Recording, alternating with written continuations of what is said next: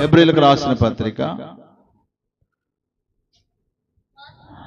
విశ్వాసం లేకుండా దేవునికి ఇష్టడై ఉండుట అసాధ్యము అన్నాడు. చూడండి, మూడో విషయం ఏంటంటే పౌలు గారే చెప్తున్నాడు హెబ్రీయులకు చెప్తూ, విశ్వాసం లేకుండా దేవునికి ఇష్టలైనట అసాధ్యం అన్నాడంటే దాని అర్థం ఏంటో తెలుసా?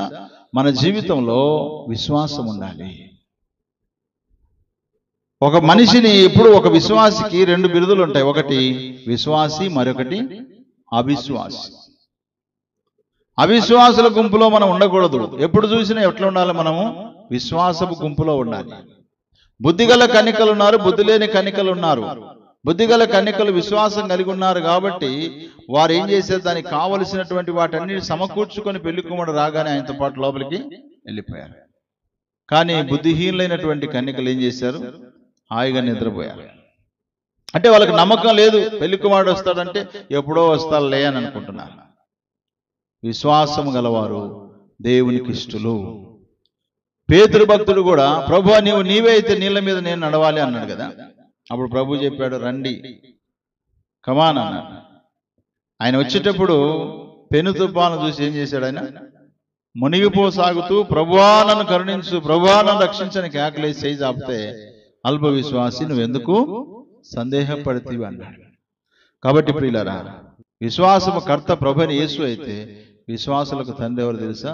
అబ్రహాము. ఎందుకంటే అబ్రహాము దేవుని నమ్మెను, అది అతనికి నీతిగా ఎంచబడెను. హల్లెలూయా. కాబట్టి ప్రియులారా, మన జీవితంలో విశ్వాసం చాలా అవసరం. యేసు ప్రభు వారు లాజరు చనిపోయినప్పుడు ఆ లెక్క ఏమన్నా తెలుసా? ప్రభువా వాడు చనిపోయి 4 దినములు అయిపోయింది అంటే ఈమె ఉద్దేశం ఏంటి?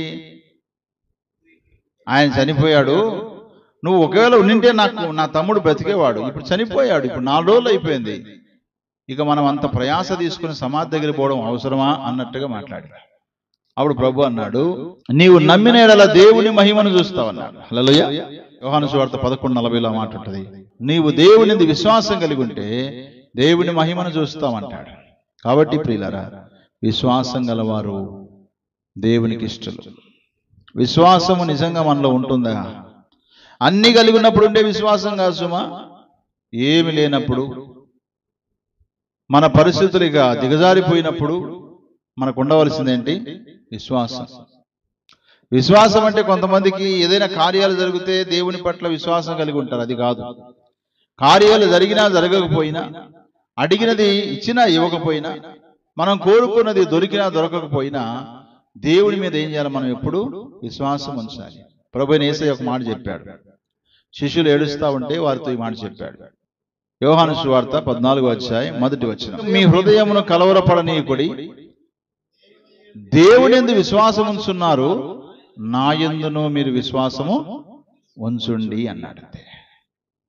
దేవుని మీద మీకు ఎంత నమ్మకం ఉందో అంత నమ్మకం నా మీద ఉంచండి అంటున్నాడు, అంతే ఆయన ప్రభు.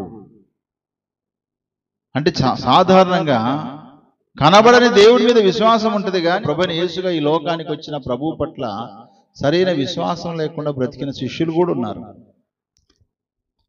అలాగే కొంతమంది ప్రజలు కూడా ఉన్నారు.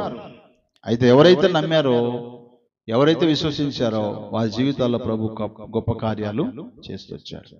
కాబట్టి విశ్వాసము చాలా ఇంపార్టెంట్ మన జీవితంలో. విశ్వాసం చెప్పుకుంటారు కానీ విశ్వాసం ఉండదు. వాళ్ళ విశ్వాసం అంతా లోక సాంప్రదాయాల సంబంధమైన విశ్వాసం ఉంటుంది. ఈ లోక జ్ఞానం ఆధారం చేసుకుని పైకి మాత్రం ఏమంటారు తెలుసా? మేము విశ్వాసులమే అంటారు. నిజమే. విశ్వాసికి ఉండవలసింది ఏంటి? విశ్వాసం ఉండాలి. వీరుడికి ఉండవలసింది ఏంటి? ధైర్యం ఉండాలి. సైనికుడికి ఉండవలసింది ఏంటి? యుద్ధం చేసే ధైర్యం ఉండాలి. ఎవరు ఏమని చెప్పుకుంటున్నాడో దానికి తగినటువంటి క్రియలు, దానికి తగినటువంటి క్వాలిటీస్, దానికి తగినటువంటి అర్హతలు కలిగి ఉండాలి. అర్హతలేమో లేకపోయా చెప్పుకోవడానికి నేను అది ఇది అని గొప్పలు చెప్పుకోవడం కాదు. విశ్వాసము కలిగి మనం ఉన్నప్పుడు విశ్వాసానికి తగిన క్రియలు కూడా మనము చేస్తాం. అబ్రహాము విశ్వాసం గలవాడా అవిశ్వాసం గలవాడా అని అంటే మనమందరము చెప్పగలం ఒకే మాటతో. ఏమని చెప్తాం? అబ్రహాము విశ్వాసం గలవాడు. ఎలాగ చెప్పండి? ఆయన విశ్వాసం గలవాడు అనడానికి ఏదైనా రుజువులు ఉన్నాయా బైబిల్లో? ఏమున్నాయి? దేవుని నమ్మాడు అంతే. నమ్మిన దేవుడు కుమారునిచ్చి మరలా కుమారుని నాకు ఇస్తావా అంటే కూడా ఆయన ఏం చేశాడు?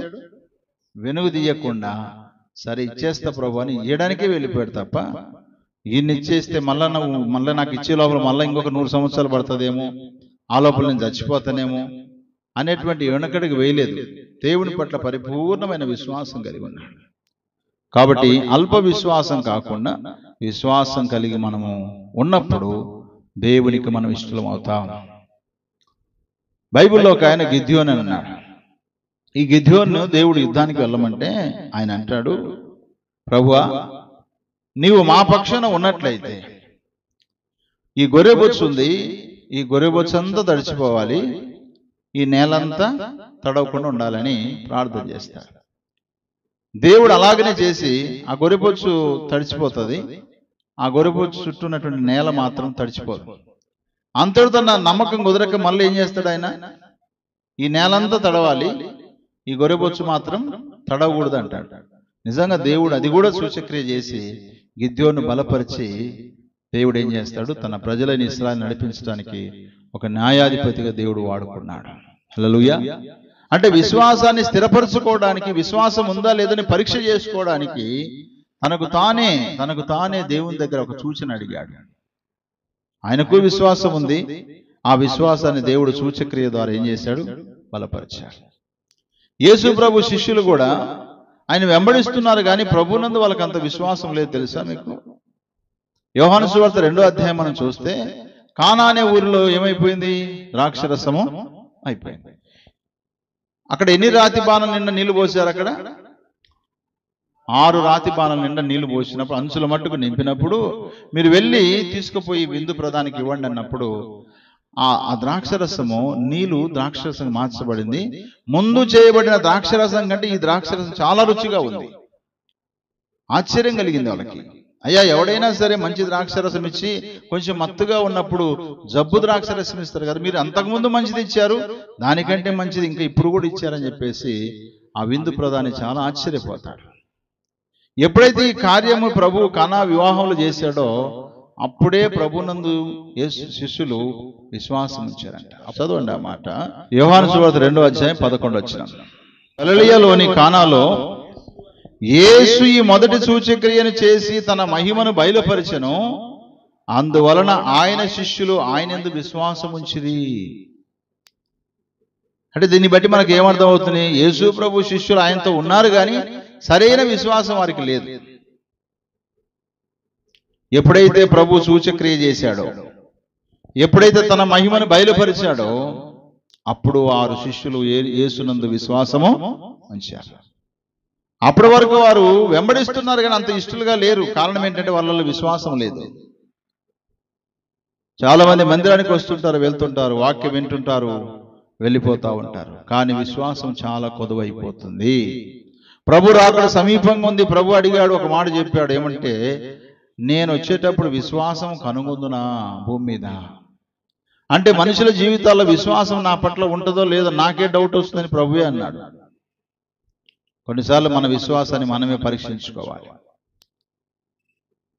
దెబ్బ మీద దెబ్బ, ఇబ్బందుల మీద ఇబ్బందులు, రోగాల మీద రోగాలు, బలహీనతల మీద బలహీనతలు మనం అనుకునే జరగకపోవడాన్ని బట్టి చాలాసార్లు మనం ఏం చేస్తామంటే అవిశ్వాసంలోకి పడిపోయే అవకాశాలు ఉన్నాయి. అందుకే స్థిరమైన విశ్వాసం కలిగి ఉండాలి.